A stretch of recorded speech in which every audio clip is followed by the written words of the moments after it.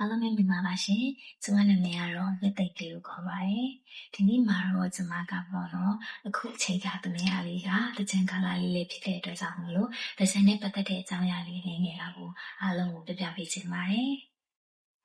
အဲ့တော့ဒီသင်္ကြန်ဆိုတာဘယ်လိုမျိုးဖြစ်လာလဲဆိုတဲ့သမိုင်းကြောင်းရဲ့အသေးစိတ်ကိုတော့ပြပြပေးမှာတော့မဟုတ်ပေါ့နော်။ဒီကတော့သင်္ကြန်ဆိုတာဘာလဲ။သင်္ကြန်ကာလမှာမြန်မာလူမျိုးတွေဘာတွေလုပ်လို့ရှိကြလဲ။ဘယ်လိုမျိုးတွေကျင်းပလေးရှိကြလဲဆိုတဲ့အကြောင်းအရာတွေကိုပြပြပေးမှာဖြစ်ပါတယ်။အဲ့တော့ဒီသင်္ကြန်ကသမိုင်းမှတ်တမ်းတွေအရပေါ့နော်မြန်မာနိုင်ငံမှာကပုဂံခေတ်10ရာစု17ရာစုလောက်တည်းကစတင်ခဲ့ကြပြီးတော့12ရာစုမှာတော့ပို့ပြီးတော့ချစ်ချစ်ပြင်းပြင်းကျင်းပလာကြတယ်ဆိုပြီးတော့သမိုင်းမှတ်တမ်းတွေအရတော့သိရှိရပါတယ်။ပထမချက်အနေနဲ့သင်္ကြန်ဆိုတာဘာလဲ။အဲ့တော့သင်္ကြန်ဆိုတဲ့အဓိပ္ပာယ်ကသူကကိုပြောင်းခြင်းရွှေ့ပြောင်းခြင်းလို့အဓိပ္ပာယ်ရတယ်ပေါ့နော်။ပြီးတော့ဒီဝေါဟာရလေးရဆိုလို့ရှိရင်ပါဠိဘာသာစကားနဲ့တက္ကတာဘာသာစကားနဲ့ဆင်းသက်လာတဲ့ဝေါဟာရတစ်လုံးဖြစ်တယ်။အဲ့တော့သင်္ကြန်ကာလဆိုတာမြန်မာလူမျိုးတွေအတွက်တော့နှစ်ဟောင်းကနေနှစ်သစ်ကိုကူးပြောင်းတဲ့ကာလကိုပြောတာပေါ့နော်။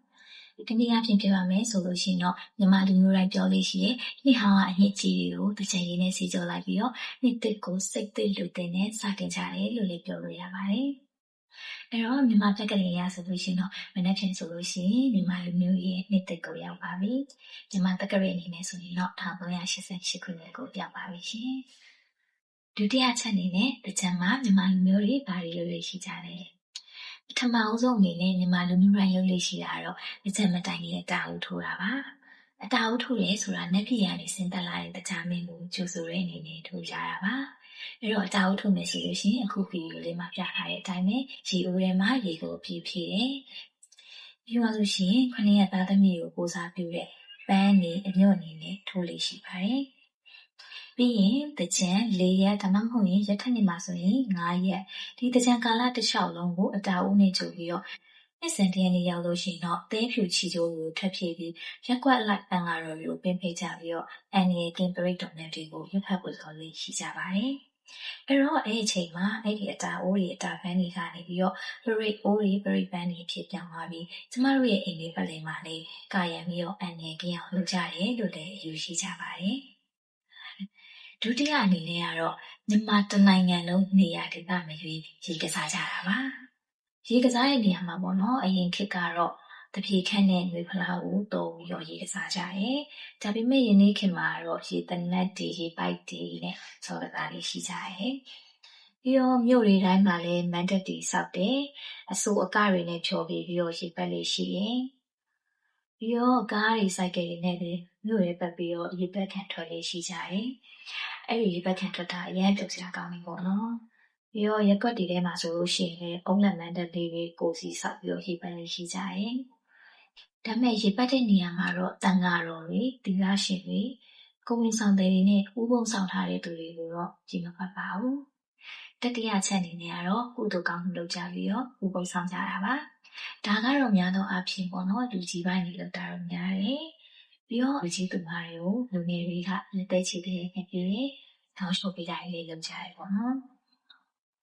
လေးဆက်မြောက်အနေနဲ့ကတော့မလုံးရေပေါ်လုံးကြတာပါ။မလုံးရေပေါ်ဆိုတာတချံရဲ့အစာပြေတည်ရစာမုံလို့လည်းပြောလို့ရတယ်။ဒီနေ့အပြင်ဆိုရင်ရာသီစာဆိုလည်းမှာပေါ့နော်။မြန်မာလူမျိုးအားလုံးဒီပါတချံကာလမှာမိသားစုလိုက်ဖြစ်ဖြစ်တငယ်ချင်းတွေစုပြီးတော့ပဲဖြစ်ဖြစ်မလုံးရေပေါ်လုံးပြီးတော့စားလေးစားကြတယ်လူလဲလူကြတယ်ပေါ့နော်။အခုဒီဗီဒီယိုထဲမှာဆိုလို့ရှိရင်ဒါကအိမ်မှာအကျုံနေရုံကလုံးပစ်ထားတဲ့မလုံးရေပေါ်လေးပါ။ဒီမှာငါအချက်အနေနဲ့တော့အရန်ကိုချစ်ဖို့ကောင်းပါတယ်စတုဒီတာကြီးကျွေးရပါအဲ့တော့တကြံကာလမှာဆိုလို့ရှိရင်ရက်ကွက်တိုင်းမှာစတုဒီတာကျွေးပါတယ်စတုဒီတာမှာကျမကြိုက်ဆုံးစတုဒီတာတစ်ခုရှိရပေါ့နော်အဲ့ဒါကပါလေဆိုတော့ဖက်ရက်ကလေးပေါ်မှာထမင်းပူပူလေးကိုထည့်ထားပြီးတော့အပေါ်မှာဘက်ကလာဟင်းလေးဆန်တာပြီးမချောက်ဖို့မျိုးသီးလေးစားရဲစတုဒီတာကျမကြိုက်ဆုံးပါလေအဲ့စတုဒီတာငယ်ငယ်တော့တစ်ခါပဲစားပွဲပေါ့နော်မှန်နေအဲ့ဒီတော့ရေပတ်ခံထွက်နေအရန်အေးနေတဲ့အချိန်မှာဒီလိုပူပူလေးစားလိုက်ရတတော့မှအရန်လာရှိအရန်လေးကောင်းပါတယ်အဲ့တော့ဒီချမ်းမှာကကျွေးတဲ့မုတ်တရားတော့အများကြီးပဲပေါ့နော်ရေပတ်ခံထွက်တယ်ဆိုလို့ရှိရင်မုတ်တွေထိုက်စားလို့ရတယ်နေရာတိုင်းမှာမုတ်တရားကျွေးရပေါ့နော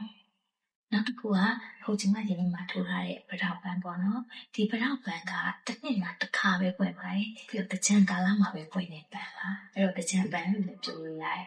တကြံနဲ့ပထောက်ဆိုတာခွဲထားလို့မရဘူးအများအတူတူရှိနေတာပေါ့နော် အားကြောင့်မလို့တချမ်းဆိုလို့ရှိရင်ဒီမှာလူတွေကဘယ်တော့ပိုင်းနေပိုင်းနေကရဲဆိုပြီးဖြောပြမှုလုပ်ကြရရှိဘယ်တော့ပိုင်းနေပိုင်းလေးရှိတယ်မန်တေမှာဆိုလို့ရှိရင်ဘယ်တော့ပိုင်းနေခလာစီလေးရှိပါတယ်နောက်ဆုံးချက်နေရတော့အခုဒီဗီဒီယိုထဲမှာတွေ့တဲ့အတိုင်းဒီချိန်ကတွေကတော့တကြံရဲ့ပထမဆုံးရတကြံအကျိုးလေးပါပေါ့နော်မြို့ကြီးတွေရဲ့မန်တက်တွေမှာတကြံဖွင့်ပွဲအနေနဲ့ကထားတဲ့ရင်ကတွေပဲဖြစ်ပါတယ်ဒီနေ့မှာတော့ကျွန်မကမြန်မာလူမျိုးရဲ့တကြံအကြောင်းအရာလေးတချို့ကိုပြပြပေးသွားလို့ဖြစ်ပါတယ်ဒီတက္ကသိုလ်စာပြီးတော့အားလုံးပြပြကင်းကွာပြီးတော့ရွှေလန်းချင်နေကြပြီးတော့ပျော်ရွှင်မှုအစစ်အမှန်လေးရရှိကြပါစေလို့ဆုတောင်းပေးလိုက်ပါတယ်အားလုံးကျေးဇူးတင်ပါတယ်ဒါ